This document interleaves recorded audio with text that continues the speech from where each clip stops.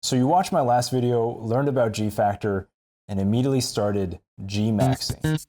First of all, that's disgusting. Don't talk about it in public. But second of all, it's not really possible to increase your G-factor, at least not in the way it's classically defined. So whatever it is you were doing, have some decency, man. Fortunately, there's more to business success than just intellect. In fact, in order to build a complete knowledge work team, you'll need at least 4 other ingredients. So let's begin, shall we?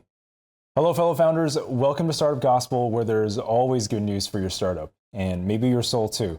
But this is a startup-themed episode, which means I am here and only here to transmit to you a lattice of mental models that will change how you see the world and make success inevitable. Today, we're going to talk about a simple framework I came up with after interviewing thousands of people and hiring hundreds and seeing how a world-class knowledge work team comes together in a repeatable fashion. I call it the talent dimensions, with a special shout out to my former people ops manager, Alex, who initially coined the term when we were putting this framework into production at our company. The premise is simple. When we look at all the ways people contribute to a knowledge work team and try to cluster the behaviors, there are 5 dimensions that emerge, so let's go through them one by one. The first is intellect. Now, since my entire last video was on this topic, I won't rehash the subject here, but instead, let me just describe the ways in which people with an intellect spike contribute to a knowledge work team. Oh, and when I say spike, for the purposes of this video, I usually mean someone around the 3rd standard deviation or better. So if you recall from the last video on G-factor, we're talking about the 99.7th percentile. To call back to the men's heights mnemonic, that would be like someone who is an NBA-ready 6'7", and if you take the standard IQ bell curve, for example, we're talking about someone in the mid-140s or better. You'll need to round up about 370 people at random to have a chance at getting someone at this part of the bell curve in the group. In reality, everyone has a relative spike that's going to be the 1 or 2 dimensions that stand out compared to the others, but the behaviors I describe below are my observations about those at the higher degrees of rarity. These are definitionally going to be the outliers, and the vast majority of people will never exhibit behaviors like these. I still like this approach though because I think these caricatures, for lack of a better word, will help you spot the talent dimensions more easily. So people in the 140s or better of IQ are going to stand out in all the ways that are commensurate with having really good mental hardware. We can use a modern computer build as an example of the hardware components that we can analogize to someone's mental ability. I'm just going to assume you already have some idea what each part does. First and most obviously, people with an intellect spike will have a CPU that runs at a very high clock speed. They can process raw data much faster than the average person. They also tend to have very fast mental math. They can read a dense paragraph of new information way faster than most people. They very likely have a higher bandwidth internal monologue as well, especially if they tend to think more discursively. Alternatively, their ability to render intuition into words is happening at a much higher rate than others. Moving one step out from the CPU, they tend to have really good caches, which flows right into super high bandwidth RAM. This allows them to have a large working memory capacity and lets them mull on issues in the background, even while their attention may be directed onto something else. As a result, they can handle a lot of context switching when thinking about things, which tends to be a great source of creative synthesis and abstraction. One step out from RAM, you'll tend to get a very large hard drive and SSD-style retrieval. People with an intellect spike remember lots of facts with astounding clarity, even if it was a long time ago. They rarely need to look things up and seem to be able to swap whatever they need into working memory effortlessly. Eidetic or near-eidetic memories in their childhoods are pretty common, though anecdotally, many report losing it to some extent as they age. But you can ask them about something that happened a very long time ago in the business, and they can recollect the situation almost perfectly. Let's go to the graphics pipeline next. Forget your dinky little onboard graphics processor. We're talking about a big honkin' NVIDIA GeForce that accounts for half the available power draw, all right? A notable feature of many with an intellect spike is that they're able to visualize exceptionally complex scenarios or render a lot of text into clear images that they can then hold in their heads. It's actually super cool when multiple people who have this capability are trying to problem solve together, because you can tell they're all rotating and inspecting the same complex 3D model in their heads and jumping their cursors around together in perfect synchrony. Lastly, don't forget the advanced operating system with complex abstract primitives that give people with an intellect spike a lot of leverage when thinking. As a result, they tend to love powerful abstractions that allow them to move a lot of information with very little effort. They tend to have an ease with natural language and a facility with data structures. For example, they may use trees in their thinking where others would use a list naturally. And speaking of abstractions, abstraction, compression, and expansion tend to be signs of high intellect, and you can see these on full display at the 3rd standard deviation or better. These operations build on having excellent mental hardware, and they are often positively correlated between each other, as G-factor would predict. More on this in a future video. The second talent dimension is industriousness. Industriousness is the home of the hard workers. If I had to come up with an equation for industriousness, it would be APMs times duration times clutch factor. APMs, for those who didn't grow up playing real-time strategy games, means actions per minute. In an RTS like StarCraft or Age of Empires, you control all the units and must tell them what to do. So for example, you might select a bunch of villagers and tell them to go chop wood, or perhaps a bunch of archers and tell them to attack an enemy unit. But let's not forget the second variable, which is duration. To be frank, if you're high in intellect, you can probably brute force high APM simply by leaning into your superior mental bandwidth and higher clock speed. But for the true industriousness spikes, the tell is that they can keep this up for many hours a day. They are very durable and have incredible stamina. And lastly, clutch factor speaks to their ability to rise to the occasion, especially when there's a high-stakes deadline in play. They will work late into the night to move mountains, and you don't have to tell them twice, or maybe even once. They kind of just know. The reason it's in the equation is that at the edge of the distribution, it weeds out the kind of industriousness that manifests as a comfortable routine. At the top fractions of a percentile, I've observed that the hyper-industrious will almost seek out the superhuman challenge of a difficult deadline and still deliver every time. Now, as far as I know, no one has ever done a study of APMs in a company context, and besides, it's highly dependent on the infrastructure at any given company, what level of APMs are even possible. But just from observation, here are some anecdotes about the people I've seen that are easily 1 out of 370, meaning that if I assembled a random ballroom of people, I would bet a lot of money that these individuals I'm thinking of would have the best APMs times duration times clutch factor in that group. So, for example, I once pulled the number of Slack messages sent in the last 30 days by our entire company. And of course, it was power law distributed, as one would expect. But the person at the top of that distribution was singular in that they clocked over 5,000 messages in 30 days, while the next year were clustered in the mid-2000s. Now, don't focus on the raw number of messages, as that can mean different things at different companies, but just look at the ratio. There are incredible knowledge work athletes at my company, and even so, you have an outlier lapping the entire cohort. Long work hours with no noticeable degradation in mood is also common at the upper percentiles. Industriousness spikes are like the mental version of that friend that runs 10 miles every morning as a warm-up to their day. When you catch these people in their 20s, they are like forces of nature in how much work output they are capable of under sustained periods of time. And as a result, industries like banking and consulting have long since figured out how to select for people with this spike, not surprisingly. The other behavior I see is that since work is basically free to them, people with high industriousness frequently do first and think later. It turns out they actually get better real-world information by simply working their way into the reality they want, so they may not be as reliant on mental models. For example, someone who is high intellect but lower industriousness may prefer to think things through to compensate for how expensive their APMs are, while a high industriousness person may naturally prototype their way to a conclusion simply by doing the work required to make something real and then evaluating afterwards. It's like a Jevons paradox of proactivity, if you've heard of that concept before. In any case, I say this: long live the industrious, because I know I ain't it. The third talent dimension is initiative.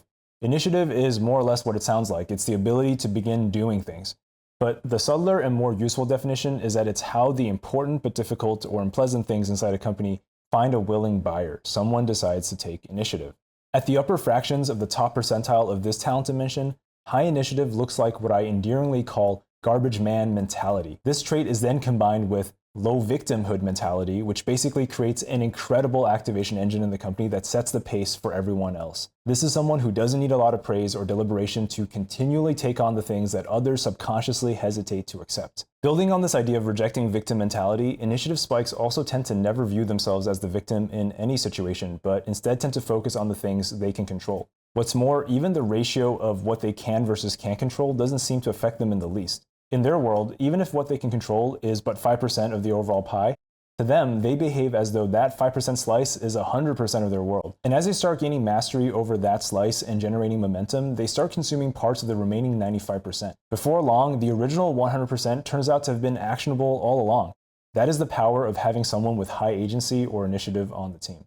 Now, it can be easy to confuse initiative with industriousness because it can look like the industrious are getting to things quicker than others simply because of their high APMs. But the tell is usually that high initiative people are rarely doing the same thing for very long. While the highly industrious may continue to hold down the fort, so to speak, on laborious or intricate processes, initiative spikes are constantly picking up new things that have a 0 to 1 quality, or if they're more comfortable in a supporting role, important or quality of life things that people conveniently forget to do. In organizations, the highest initiative people are often thrown into ambiguous areas or parts of the business that need revitalization. Interestingly, I've noticed that a single high industriousness individual alone doesn't reliably raise the broader team's industriousness, though they will certainly cause output to increase due to the Pareto distribution of productivity. But someone with outlier initiative tends to cause people to rise up to their own industriousness limits. I would guess that there's something deep in the human mimetic biological hardware that if you spot a fellow human being just starting to do stuff that was ignored or novel, you start feeling like you're behind somehow and want to catch up out of FOMO. The fourth talent to mention is influence. Yes, the X factor, the aura, the Riz, the Steve Jobs reality distortion field. Influence is the home of those who can sell you on whatever. When they talk, you're just drawn to listen and can't look away for some reason. Influence is a mysterious thing. Sure, you can read books and develop some of the behaviors commensurate with high influence if you happen to have very little of it, but it doesn't change the fact that those who have it and those who don't live in completely different worlds. At the top fractions of a percentile, if the person is very one-to-one oriented, I've observed that interacting with such a person can be hypnotic. Their speech can sometimes have a rhythmic cadence, and their intensity narrows your field of vision. You may even find yourself strangely attracted to them or fixating on a feature they have, like their eyes or their warm smile or their unique hairstyle or their glowing skin, only to snap out of it later and be like, huh, that was weird. Meanwhile, you're just nodding along and saying, yeah, that does sound like a good idea. You know, I've been thinking about this. I do need another set of kitchen knives now that you mention it. And just like that, the last of your resistance melts and you and your money have parted ways. Another variant of influence is socially oriented or one-to-many. These are the people that can easily command the room. When they're on stage, no one is checking their phones or turning to talk to their neighbor. Under the brilliant spotlight of the stage lighting, they are like an angel from on high. When they make their rounds at a party, each group they stop by lights up with jovial smiles. Hands are patting backs. People are high-fiving.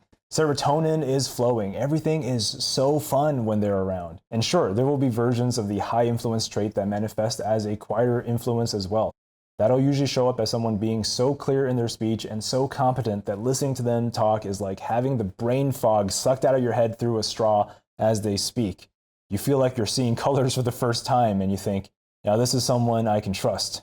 In all of these cases, these will be your people that can make others go along with whatever. A big sale, a new idea, committing to behavioral change. So make sure those team members have a good moral compass because this talent dimension, perhaps of all the talent dimensions, can be disproportionately dangerous in the wrong hands. The fifth talent dimension is integration. Integration is what makes a team come together and feel like a team. They're sometimes called the glue, the Switzerland, the sage, the whisperer, the mediator, the mother in the Gaia sense. At the highest levels, team members with an integration spike are like ENPS machines.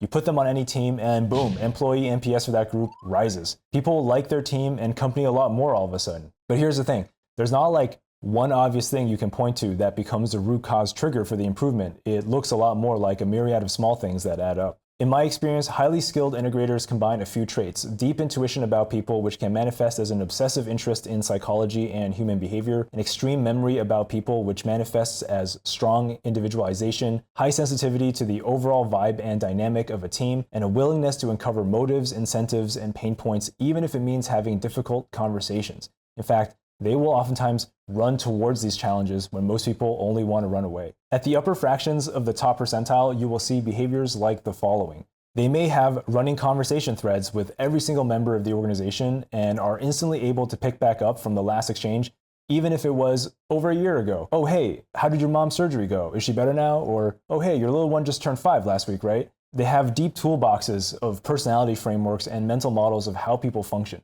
They may even be able to live assess people into any number of frameworks after just 30 minutes of conversation, even if they've just met them for the first time. They have a lot of privileged information and they don't betray that confidence. They understand that they have access to one of the rarest sources of information in a company, and they guard this privilege with great responsibility. As a result, they tend to get assigned the difficult conversations that need to happen because they have the most complete information about how everyone feels and what they really think. A related one is that they're often able to identify conflicts between people before they happen or even enter the organization's awareness and reliably resolve them or de-escalate tensions. And they can do this because they have accurate mental models of how every individual would react to something, so they can run it through their heads and try out a bunch of scenarios. In combination, these behaviors allow the integration spikes to see through the matrix of the organization and operate on it in ways that seem miraculous to others.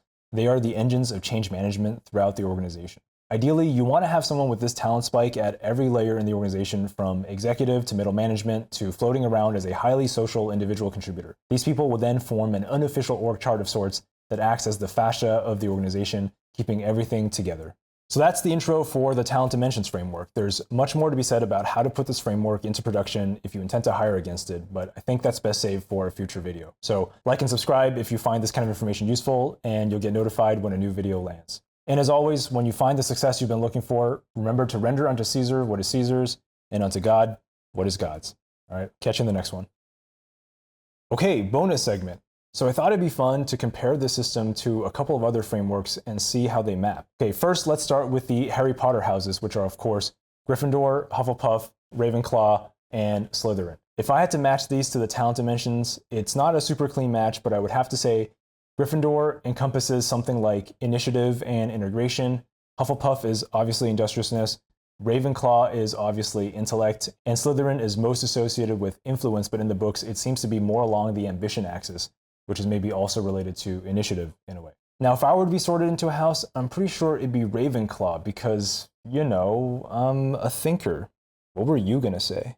And lastly, for those who grew up playing Magic the Gathering, you can think of these as mapping to the 5 colors, and it turns out the match is actually pretty clean, so I may develop this idea further in the future.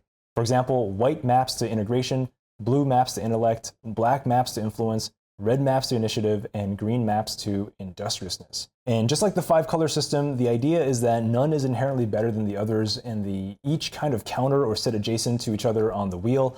For example, take blue, for instance, which represents... Wait, hold on. I'm being told I'm losing subscribers as we speak. Yeah, I know. I'm running the query, okay? The number of female subscribers in the last 30 days...